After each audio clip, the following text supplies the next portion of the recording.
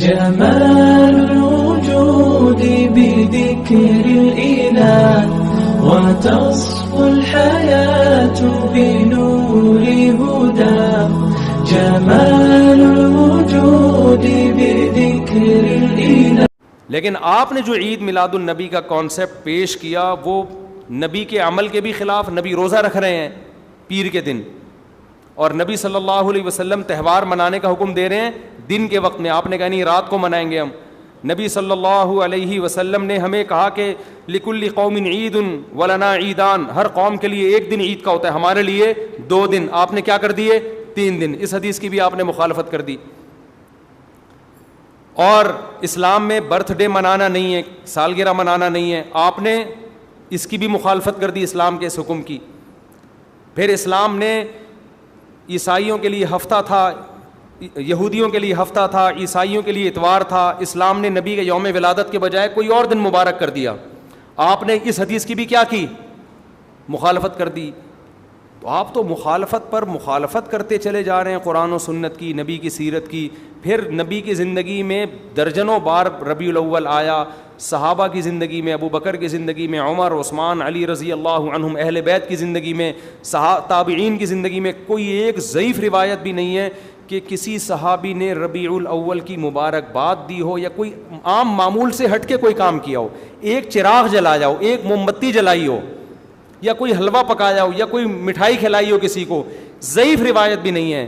تو یہ تمام دلائل اس بات کا تقاضا کرتے ہیں کہ جو کچھ ربیع الاول میں ہم اور آپ کر رہے ہیں وہ اسلام کی تعلیمات نہیں ہے, وہ سراسر A to Z کیا ہے, بدعت ہے. ویسے بھی اگر یہ اسلامی تہوار ہوتا نا تو خوب سمجھ لو دنیا میں جتنے بھی مذاہب ہیں ان کا 20 مسئلوں میں اختلاف ہوتا ہے, تہواروں میں ان کا اختلاف نہیں ہوتا.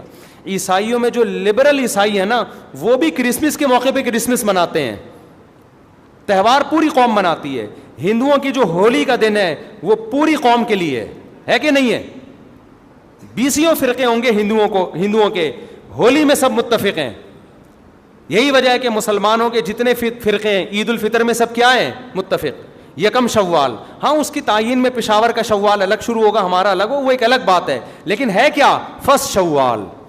بریلوی کیا, دیوبندی کیا, اہل حدیث کیا, شیعہ کیا, سنی کیا, جتنے فرقے ہیں سب کا اتفاق ہے بھائی تہوار کب ہوگا, یکم شوال کو. کیوں؟ تہواروں کے معاملے میں مذہب کنفیوژن نہیں چھوڑتا, کنفیوز نہیں, کیونکہ نبی نے منایا نا تہوار, ساری دنیا نے دیکھا کہ وہی فرسٹ شوال کو منا رہے ہیں. اور دوسرا تہوار ہے 10 ذی الحجہ کو جو بقرعید ہے. پوری دنیا میں کتنے ہی مسلمانوں کے فرقے ہوں, بقرعید کب منائی جاتی ہے, 10 ذی الحجہ. کرسمس کب منائی جاتی ہے, 25 دسمبر کو. ہندوؤں کی ہولی کا بھی ایک خاص تاریخ ہے, سکھوں کے جو ایک تہوار ہے اس کا بھی ایک خاص دن ہے, اس میں کوئی اختلاف نہیں ہے. اگر عید میلاد النبی مسلمانوں کی سچی مچی کی عید ہوتی, تہوار ہوتا, اس میں اتنا اختلاف نہ ہوتا. اتنا اختلاف ہے, پورے سعودیہ کی ایک گلی میں بھی کوئی ایک بتی بھی نظر نہیں آئے گی آپ کو. ایسا ہے کہ نہیں ہے؟ پاکستان میں گھر گھر سجے ہوئے ہیں, پورے مکہ مدینہ میں, ریاض میں, جدہ میں کہیں بھی ایک بتی بھی نظر نہیں آئے گی, ایک چراغ بھی نظر نہیں آئے گا. یہ کیسا تہوار ہے, پورے عرب دنیا میں کہیں بھی نہیں منایا جا رہا, انڈیا پاکستان میں دھوم دھام سے منایا جا رہا ہے. یہ خود اس کی علامت ہے, اتنا بڑا اختلاف ہونا کہ یہ تہوار نہیں ہو سکتا. پھر پاکستان میں بھی کھارا در میں منایا جا رہا ہے, ڈیفنس میں نہیں منایا جا رہا. کراچی میں کم منایا جا رہا ہے, چھانگا مانگا میں, چیچا وطنی میں زیادہ منایا جا رہا ہے. معذرت کے ساتھ چیچا وطنی میں نہیں, یا کسی اور علاقے میں, سمجھ رہے ہو. پھر جو پسماندہ علاقے ہیں ان میں زیادہ منایا جا رہا ہے, پڑھے لکھے علاقوں میں کم منایا جا رہا ہے. پھر جن علاقوں میں منایا جا رہا ہے ان میں بھی پورا نہیں منایا جا رہا. جیسے ہمارے علاقے میں اگر ناظم آباد میں منایا جا رہا ہے, ایک گلی میں منایا جا رہا ہے, دوسری گلی میں پتہ ہی نہیں. پھر جس گلی میں منایا جا رہا ہے اس گھر میں منایا جا رہا ہے, پڑوسی کے گھر میں نہیں منایا جا رہا. تو یہ اس کی علامت ہے بھائی, یہ تہوار اگر ہوتا تو ساری دنیا کے مسلمان اس پر متفق ہوتے. کھوپڑی شریف میں بات آ رہی ہے کہ نہیں آ رہی ہے؟ تو اس لیے یہ اتنے بات اس کے غلط ہونے کے دلائل ہیں نا اس کو عید میلاد النبی کو منانے کے, کہ بہت ہی کوئی ضدی اور ہٹ دھرم ہوگا تو کہے گا کہ یہ منانا چاہیے ان دلائل سننے کے بعد. اور دیکھو مجھ پہ آپ نیگیٹو کمنٹس کر سکتے ہو, مجھے آپ کہہ سکتے ہو میرا یہ کلپ مارکیٹ میں جائے گا نا تو یہ دیوبندی ہے، وہابڑے، اور یہ ان کو کیا پتہ، ان کو نبی سے محبت نہیں ہے. لیکن خدا کی قسم، آپ جس خدا کو خوش کرنے کے لیے یہ کام کر رہے ہو نا، اس خدا کو کوئی دھوکہ نہیں دے سکتا. قیامت کے دن آپ کو ان دلائل کا جواب اللہ کے سامنے دینا پڑے گا. ہمارے نبی نے فرمایا جب قیامت کے دن بہت سے لوگ جن کی صورتیں وہ ہوں گی جو میری امت کی صورت ہوتی ہے، وہ لوگ آئیں گے حوض کوثر پہ پانی پینے کے لیے، میں پلانا چاہوں گا، فرشتے ان کو ہٹائیں گے، میں کہوں گا یہ تو میرے امتی ہیں. کیوں؟ ان کے گیٹ اپ سے لگ رہا ہوگا. فرشتے کہیں گے نا نا نا نا نا، ان لوگوں نے آپ کے دنیا سے جانے کے بعد آپ کے دین میں نئی نئی چیزیں ایجاد کر لی تھیں. تو فرشتے ہمارے نبی صلی اللہ علیہ وسلم کے دستے مبارک سے ان کو حوض کوثر کا پانی پینے نہیں دیں گے. اور حدیث میں بھی آتا ہے نبی صلی اللہ علیہ وسلم ان کو دھتکاریں گے. تو آپ نبی کے عشق میں وہ کام کر رہے ہو جس کی وجہ سے آپ نبی صلی اللہ علیہ وسلم کے دستے مبارک سے قیامت کے دن محروم ہو رہے ہو. سمجھتے ہو کہ نہیں سمجھتے ہو؟ تو نبی کی محبت میں وہ کام کرو جس سے نبی کی شفاعت کے مستحق بن جاؤ. نبی بلائیں آؤ میں تجھے اپنے ہاتھ سے میں تجھے حوض کوثر پلاؤں گا.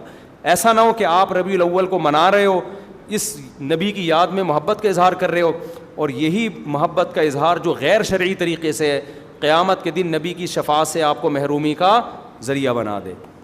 سمجھتے ہو کہ نہیں سمجھتے؟ باقی کمنٹس ایسے جب کوئی کلپ جاتا ہے تو بہت لوگوں نے الٹے الٹے کمنٹس لکھے ہوتے ہیں، وہاں بڑے اور یہ، اور لکھ دو بھائی گورنمنٹ کی طرف سے کوئی پابندی نہیں ہے، ہم بھی میدان حشر میں جائیں گے، آپ بھی میدان حشر میں آؤ گے.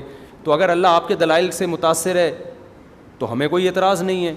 ہمیں تو یہی سمجھ میں آ رہا ہے کہ نہ نبی نے منایا، نہ صحابہ نے منایا، نہ تابعین نے منایا. پھر نبی نے پیر کا روزہ رکھ کے تو اس کا تہوار ہونے کی بالکل ہی نفی کر دی، کیونکہ روزے اور بھوکا رہ کے تھوڑی خوشی منائی جا سکتی ہے. آپ کا بیٹا پاس ہوا، آپ کہتے ہیں خوشی میں تو بھی روزہ رکھ، میں بھی روزہ رکھوں. وہ کہے گا میں مٹھائی کے چکر میں تھا یار، تیرا بیٹا پاس ہوا ہے، تو مجھے بریانی کھلائے گا، تو کہہ رہا تو بھی نہیں کھا، میں بھی نہیں کھاؤں گا. ایسا ہوتا ہے. آپ کی شادی ہو گئی، ولیمہ ہے، ولیمے میں آپ نے کیا کہا بھائی خوشی ہے، ایسا ہے کہ اب کل بھی ہمارا بھی روزہ، آپ کا بھی روزہ. ابے تیرے بیٹے کا ولیمہ ہوا ہے تو کھلا نا. تو نبی نے پیر کو روزہ رکھ کے بتا دیا کہ یہ کھانے پینے کا دن نہیں ہے. اور اب ایسا نہ ہو کہ 12 ربیع الاول کو روزہ رکھنا شروع کر دیں، وہ بھی ٹھیک نہیں ہے، کیونکہ پیر کا رکھا ہے، 12 کا وہ بھی نہیں رکھا. یہ تو ایک پیر کا رکھ کے جو سبق ملتا ہے وہ یہ کہ میری ولادت کا دن وہ تہوار کے طور پہ اس کے منانے کا کوئی کانسیپٹ اسلام میں نہیں ہے. سمجھتے ہو کہ نہیں سمجھتے؟ اتنے واضح دلائل ہیں بھائی. پھر بھی اگر کسی کی سمجھ میں نہ آئے تو ہم تو پولیس میں تو ہے نہیں کہ ہم زبردستی سمجھا دیں، ہم تو بیان ہی کر سکتے ہیں. ہمارے گھر کے آگے بھی بتیاں لگی ہوئی ہیں، لوگوں نے ہمارے پڑوسیوں میں بھی لوگ بتیاں لگا رہے ہیں، حلوے پکا رہے ہیں. میں تو کبھی کسی کو نہیں جا کے چھیڑتا، بھائی تو اتنا گھنٹہ بیان کیا تیری سمجھ میں نہیں آیا. تو ہم پولیس میں نہیں ہیں بھائی، ہم بتا سکتے ہیں، ماننا ہے مان جاؤ. میں نے جس دن محرم کے حلیم کے دیگ کے خلاف بیان کیا، اسی رات پوری گلی میں ہمارے دیگیں چلتی رہی ہیں نا، وہ لڑکے گھوٹے لگاتے رہے. تو مجھے کسی نے کہا ان لڑکوں کو بتاؤ جا کے کہ آج بیان ہوا ہے اور آج ہی آپ یہ کام کر رہے ہو. میں نے کہا یار ہم پولیس میں نہیں ہیں، ہم نے جو بات کرنی تھی کر لی. اب یہ لڑکے لونڈے لپاڑے لگے ہوئے، اللہ کسی کو دیگ میں گرا کے مار دے وہ خود ہی سزا دے دے. بعض دفعہ اللہ کا غضب آتا ہے، آپ الٹ گئے دیگ کے اندر ہی گر گئے آپ. تو میں نے کہا ہم تو بددعا بھی نہیں کر سکتے، تو ہمارا کام ہے سمجھانا. ہم نے سمجھا دیا. اب کون دیگ میں کیا کر رہا ہے، کون دیگ کے اندر گھس رہا ہے، کون کھا رہا ہے، یہ ہمارے ہیڈیک، یہ پولیس کا کام ہے. ٹھیک ہے نا؟ پولیس کرے گی تو ٹھیک ہے، نہیں کرے گی تو پولیس سے اللہ پوچھ لے گا. پولیس نہیں کرے گی، پولیس کہے گی گورنمنٹ نے منع کیا ہوا ہے، تو گورنمنٹ جانے، اللہ جانے. ہمارا کام پیغام پہنچانا ہے، ہمارا کام پیغام مسلط کرنا نہیں ہے. تو ربیع الاول کو عید میلاد النبی منانا ہم یہی کہتے ہیں جائز نہیں ہے. اس کے اتنے سارے دلائل ہیں، پھر بھی کسی کی سمجھ میں نہ آئے تو پھر وہ جانے. پھڈے بازی نہ کرو، لوگوں کو جا کے نا تانے نہ دیا کرو، بس اس سے نقصان ہوگا.